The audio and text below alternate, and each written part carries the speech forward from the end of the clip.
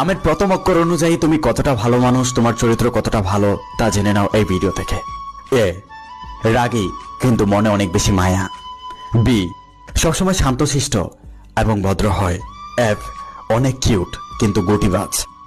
H ঘাড় তেরা কিন্তু মনটা অনেক ভালো। যে হুটহাট করেই রেগে আগুন হয়ে যায়। কে সবসময় একা থাকে, ঝামেলা পছন্দ করে না। এল অনেক ভালো মানুষ, তাদেরকে দেখে অন্যরা হিংসা করে। এম যাকে তাকে প্রপোজ করে বসে। এন দেখে মনে হয় ভালো মানুষ কিন্তু মিনমিনে শয়তান।